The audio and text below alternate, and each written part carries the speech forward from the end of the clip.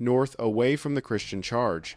Saladin's scattered forces, hearing the sounds of battle, tried to converge on Montgisard to support their commander, but they were too far away and arrived piecemeal, only to be caught up in the general rout. The fighting lasted perhaps 3 hours, an eternity for the men engaged in it. By early afternoon, the Muslim army that had entered Crusader territory with such confidence was scattered across miles of desert, fleeing in complete disorder. Thousands lay dead on the field. Wounded soldiers crawled toward any shade. Abandoned equipment littered the ground, weapons, armor, camp supplies, treasure that Saladin's army had looted from Crusader territories. The victory was so total that even the Crusaders struggled to comprehend what had just happened. When the fighting finally stopped, the silence was eerie. The battlefield, which had been screaming chaos minutes before, now lay quiet except for the moans of the wounded and dying. Baldwin, still mounted despite exhaustion that should have killed him, rode slowly among his men.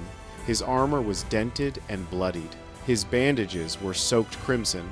His face was gray with pain and exhaustion, but he remained upright, visible to his soldiers, a symbol that faith and will could triumph over physical limitation. The true cross was still there, still standing, still gleaming in the afternoon sun, and to the medieval mind, that was no coincidence. God had been on the battlefield at Montgisard, fighting alongside his faithful. As night fell, the Crusaders counted their casualties. Remarkably, losses were light, perhaps a few dozen killed, 100 or so wounded. Against an enemy force 50 times their size, they had achieved victory at minimal cost. The Muslim casualties were staggering. Chroniclers' estimates range from 5,000 to 10,000 killed, with thousands more wounded or captured. Saladin himself escaped, fleeing south with a handful of guards, but his army was destroyed as a fighting force. The soldiers began singing first quietly, then louder. Hymns of thanksgiving echoed across Montgisard as darkness settled. Men who had expected to die stood in amazement that they lived. Some wept openly. Others knelt in prayer. Many simply stared at the sky, trying to process the miracle they had just experienced. Baldwin sat alone near the true cross, too exhausted to move. Pain racked his body. The fighting had torn open lesions.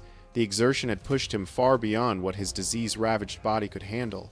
But through the pain, he smiled. Jerusalem was saved. His gamble had worked. Faith had indeed proven stronger than numbers. 3 days later, Baldwin rode into Jerusalem through the same gates he had left. The contrast couldn't have been more dramatic. He had departed with a handful of knights and citizens' tears. He returned as the king who had shattered Saladin's army with the greatest military upset in Crusader history.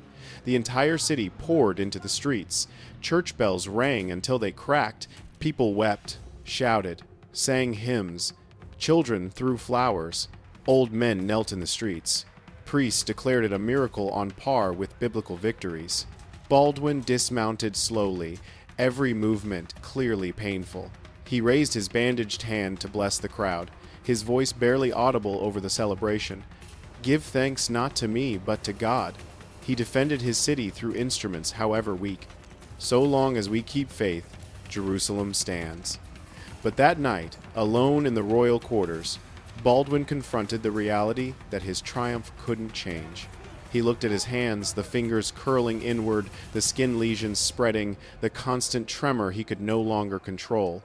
Leprosy doesn't care about victories. The disease would continue its slow destruction. He had bought Jerusalem time, but his own time was running out. He would rule for another 8 years, increasingly incapacitated by disease, until his death in 1185 at age 24. But for this one shining moment, he had been more than a dying boy. He had been the sword of his kingdom, and proof that courage requires no healthy body. News of Montgisard spread across the medieval world with shocking speed. In Christian Europe, the story was received as a miracle comparable to biblical events: David defeating Goliath, Joshua at Jericho, the Maccabees against overwhelming odds. Sermons used Baldwin as an example of faith triumphing over adversity. Poets composed works celebrating the leper king who defied an empire. The psychological boost to Crusader morale was immense. Jerusalem could be defended, Muslim conquest was not inevitable. God still fought for his people. In the Muslim world, the reaction was different, but equally profound. Saladin, humiliated by the worst defeat of his career, withdrew to Egypt to rebuild. He never forgot Montgisard. In later writings and accounts, he spoke of Baldwin with genuine respect, calling him the Pig King, publicly medieval Muslim insult for Christians, but privately acknowledging his brilliance and courage. The Sultan learned a critical lesson. Never underestimate the Crusaders. Never allow his army to become overconfident or disorganized. And never ever assume a young, sick king couldn't be dangerous. Montgisard wasn't the end of the conflict. Saladin would rebuild his army, campaign again, and eventually, a decade later, capture Jerusalem in 1187 after Baldwin's death. But that's exactly the point. Without Montgisard, Jerusalem would have fallen in 1177, 10 years earlier. Baldwin bought his kingdom a decade of continued existence. He proved that the Crusader states could defend themselves. He inspired the Third Crusade that would partially reverse Saladin's later conquests. The battle's impact rippled through history far beyond that single day in November. For the soldiers who fought there, Montgisard was proof that miracles could happen, that faith could move not just mountains, but armies. For Baldwin personally, the victory defined his entire reign. Everything before was preparation, everything after was denouement. He would be remembered not for diplomatic achievements or administrative reforms, but for the day he defied every logical prediction and defeated Saladin through pure courage and brilliant tactical opportunism. Modern historians debate the battle's details, exact numbers are uncertain, medieval chroniclers exaggerated, some accounts conflict with others. But the core truth is undeniable. A teenage king with leprosy led approximately 500 knights against an army 50 times their size, and won through a combination of surprise, tactical positioning, religious fervor, and sheer refusal to accept defeat. It remains one of medieval warfare's most stunning upsets, a battle that shouldn't have been fought, couldn't have been won, but was and did. The lesson of Montgisard echoes across centuries, that physical weakness doesn't preclude moral strength, that diseases of the body cannot touch the spirit, that one person's courage can inspire thousands, that sometimes faith genuinely does move mountains, or at least armies. Baldwin IV, the leper king who couldn't hold a sword properly but could hold a kingdom together, who was dying from the day he was crowned but refused to let death define him, who chose to charge impossible odds rather than hide behind walls. His story reminds us that history's greatest heroes aren't always the strongest, healthiest, or most obvious choices. Now, you've witnessed one of history's most impossible victories, the day a dying 16-year-old proved that courage doesn't require a healthy body, and that faith can genuinely defeat overwhelming force.